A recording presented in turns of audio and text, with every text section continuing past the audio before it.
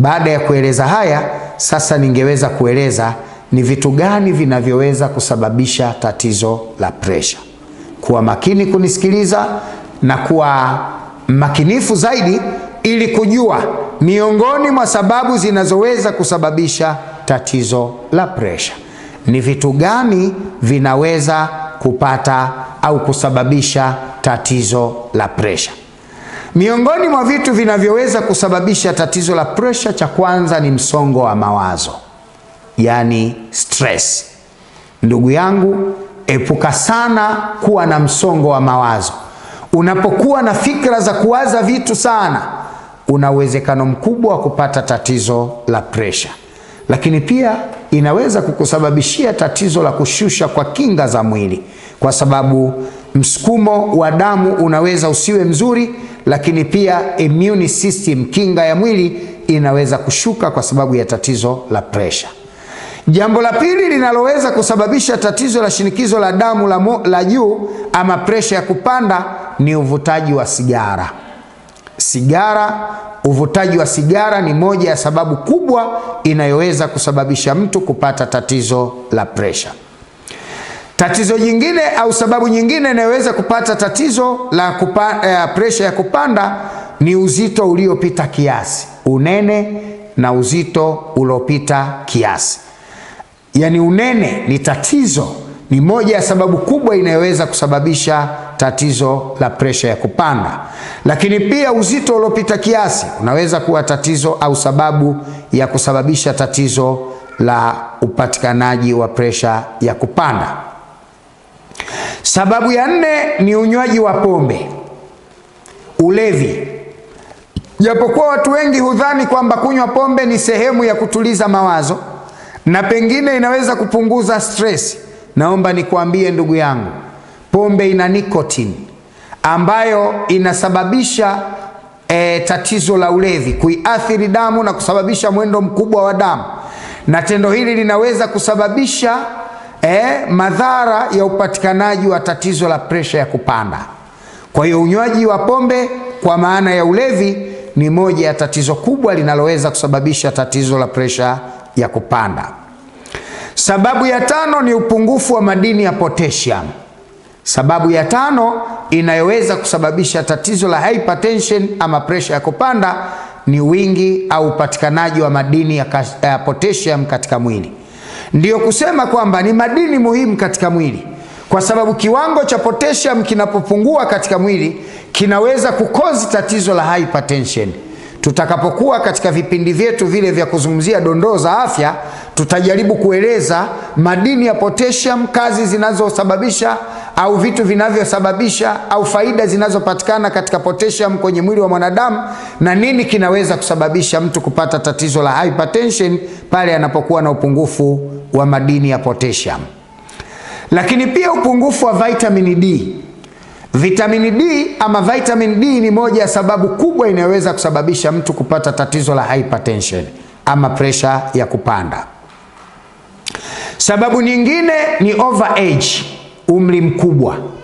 Yani kadiri mwanadamu anavyozidi kuwa na umri mkubwa, ana possibility kubwa ya kuwa na matatizo ya presha ya kupanda. Na hii imetofautiana. Kwa upande wa wanaume ni kuanzia miaka 35 hadi miaka 45. Wanamume wengi wanaweza kupata tatizo la presha ya kupanda. Ni tofauti kwa wanawake ambao wana range kati ya miaka 45 hadi miaka 60, wana possibility kubwa ya kupata tatizo la kupanda, la presha ya kupanda. Japokuwa ziko sababu zingine kwa wanawake ambao zinawasababisha tatizo la hypertension chini ya umri wa miaka 40, kwa maana kuanzia miaka 25 hadi miaka 45 wanaweza kupata tatizo la hypertension, na hasa wanawake wenye matatizo yasiyokuwa ya kibiolojia, mfano wanawake wanaosumbuliwa na matatizo ya mashaitani. Na hii hata kwa wanamume wenye kusumbuliwa na magonjwa ya kishaitani, haya ni magonjwa ya kispiritual, magonjwa ya mashaitani. Wagonjwa wengi au watu wengi wenye matatizo ya mapepo wachafu mara nyingi wanakuwa na shida ama tatizo la presha ya kupanda. Kwa hii inatokana na kuwa presha inasababishwa na mwendo mkubwa wa damu katika mishipa ya damu, na shetani huwa na tabia kujibadili katika mfumo wa upepo au hewa, na hivyo kukaa katika mishipa ya damu na kufanya mtu kuwa na tatizo la hypertension na maumivu ya kichwa ya muda mrefu. Ndio maana watu wenye matatizo ya mashetani wanakuwa sana na tatizo la presha ya kupanda, lakini wanakuwa wengi wa magonjwa ya kichwa, moyo na kifua na matumbo. Haya yanasababishwa na matatizo ya shetani. Kwa hiyo mwanamke pia ni mmoja kati ya watu ambao anaweza kuriski tatizo hili, na wale wenye eji ya kati ya miaka 30 hadi 45 kwa wanawake wanaweza kupata tatizo hili sana la presha ya kupanda. Lakini sababu nyingine ni ongezeko la kemikali kwenye figo.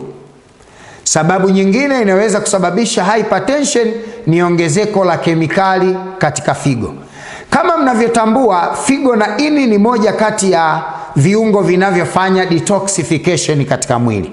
Mwenyezi Mungu ameziumba organi hizo mbili, kazi yake kudetoxify sumu, kupunguza kiwango cha sumu kinachotokana na vyakula, vinywaji na hewa tunazotumia ama tunazokutana nazo katika maisha ya kawaida. Sasa kwa sababu viungo hivi kazi yake ni kuhifadhi hizo ama kudetoxify ama kuondoa hizo sumu au kuhifadhi hizo sumu, zinapozidiwa na kemikali, figo ina uwezo wa kusababisha tatizo la hypertension, kwa sababu figo moja kazi yake ni kudetoxify sumu, na ndiyo maana waste product inapatikana katika figo. Uchafu unasukumwa na kusafishwa katika figo. Kwa hiyo tunapozungumzia swala la figo, tunazungumzia kiungo very sensitive. Tunazungumzia organ ambayo ni very sensitive, kwa sababu ni kiungo ambacho kinasababisha au kinatengeneza usafishwaji wa sumu katika mwili wa mwanadamu. Na hii ndio kusema tunashauri sana wanadamu wafanye detoxification kwa mwaka angalau mara 3. Kama huwezi kufanya mazoezi exercise, basi ni vizuri kufanya natural detoxification. Na ndio maana Mwenyezi Mungu akaumba baadhi ya material kama vile vyakula ambavyo kazi yake kubwa, unapokula vyakula hivi vinafanya detoxification. Kwa hiyo mwanadamu anahitaji kufanya natural detoxification au kudetoxify sumu. Kwa hiyo figo inapokuwa na kemikali nyingi inaweza kuongeza tatizo la upatikanaji wa presha ya kupanda. Dalili nyingine ni kushindwa kufanya kazi kwa kichocheo cha insulin. Sababu nyingine inaweza kusababisha hypertension ama presha ya kupanda ni tatizo la kutokuzalishwa vizuri na kufanya kazi vizuri kichocheo cha insulin. Insulin ndio kichocheo kinachopokea sukari katika damu. Insulin ni kichocheo kinachotengenezwa katika wengo, yani pancreas, ambayo kazi yake kubwa hii ni kuzalisha insulin inayofanya kazi kama mwenyeji wa kupokea sukari katika damu. Insulin isipofanya kazi mwilini, ina possibility kubwa ya kusababisha tatizo la hypertension. Na ndiyo maana mtu mwenye tatizo la kisukari ni rahisi sana kupata tatizo la presha, na mtu mwenye tatizo la presha ni rahisi sana kupata tatizo la kisukari, kwa sababu presha na sukari ni magonjwa dada, ni magonjwa yanayokwenda pamoja, ni magonjwa yanayokwenda sambamba. Yani mtu mwenye sukari anaweza kupata tatizo la presha, na mtu mwenye presha anaweza kupata tatizo la sukari. Na ndiyo maana nusu ya wagonjwa wote wenye presha wana sukari, na nusu ya wagonjwa wote wenye sukari wana presha. Ndiyo kusema kwamba ukichukua watu 10 wenye maradhi ya presha, ukipima na sukari utakutana na watu 5 wenye shida ya sukari. Au ukichukua wagonjwa 10 wenye tatizo la sukari, ukiwapima presha utakutana na watu 5 wenye tatizo la presha, kwa sababu haya ni magonjwa dada yanayofuatana au yanayoambatana. Kwa hiyo kwa ufupi ni kwamba tatizo la magonjwa ya presha ni moja kati ya magonjwa yenye athari kubwa sana.